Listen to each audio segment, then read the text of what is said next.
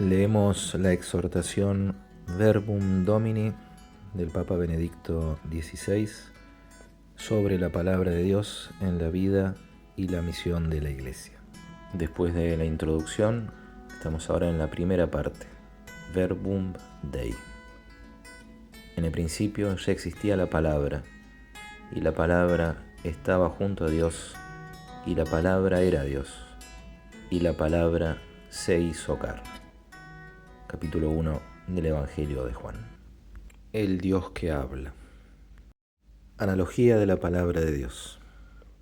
De todas estas consideraciones que brotan de la meditación sobre el misterio cristiano expresado en el prólogo de Juan, hay que destacar ahora lo que los padres sinodales han afirmado sobre las distintas maneras en que se usa la expresión palabra de Dios. Se ha hablado justamente de una sinfonía de la palabra, de una única palabra que se expresa de diversos modos, un canto a varias voces. A este propósito, los padres sinodales han hablado de un uso analógico del lenguaje humano en relación a la palabra de Dios. En efecto, esta expresión, aunque por una parte se refiere a la comunicación que Dios hace de sí mismo, por otra asume significados diferentes que han de ser tratados con atención y puestos en relación entre ellos, ya sea desde el punto de vista de la reflexión teológica como del uso pastoral. Como muestra de modo claro el prólogo de Juan, el Logos indica originariamente el Verbo eterno, es decir, el Hijo único de Dios, nacido del Padre antes de todos los siglos y consustancial a Él. La palabra estaba junto a Dios, la palabra era Dios. Pero esta misma palabra, afirma San Juan, se hizo carne. Por tanto, Jesucristo, nacido de María Virgen, es realmente el Verbo de Dios que se hizo consustancial a nosotros. Así pues, la expresión palabra de Dios se refiere aquí a la persona de Jesucristo, Hijo eterno del Padre, hecho hombre. Por otra parte, si bien es cierto que en el centro de la revelación divina está el evento de Cristo, hay que reconocer también que la misma creación, el liber nature, forma parte esencialmente de esta sinfonía a varias voces en que se expresa el único verbo.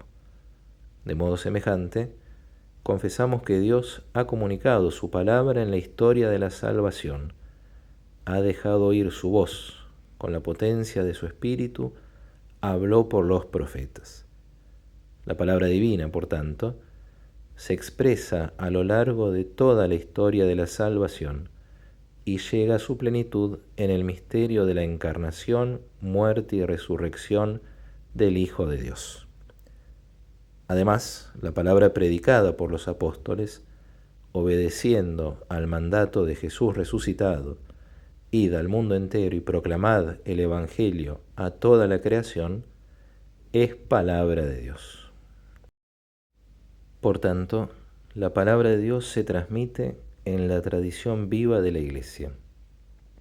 La Sagrada Escritura del Antiguo y el Nuevo Testamento es la palabra de Dios, atestiguada y divinamente inspirada.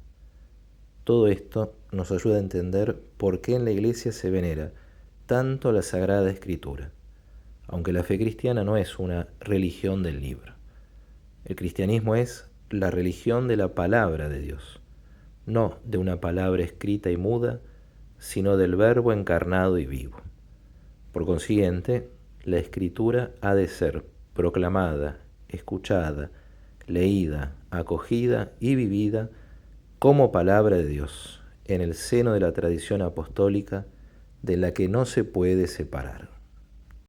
Como afirmaron los padres sinodales, debemos ser conscientes de que nos encontramos realmente ante un uso analógico de la expresión palabra de Dios.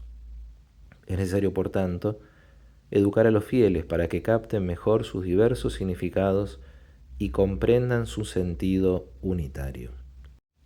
Es preciso también que desde el punto de vista teológico se profundice en la articulación de los diferentes significados de esta expresión, para que resplandezca mejor la unidad del plan divino y el puesto central que ocupa en él la persona de Cristo.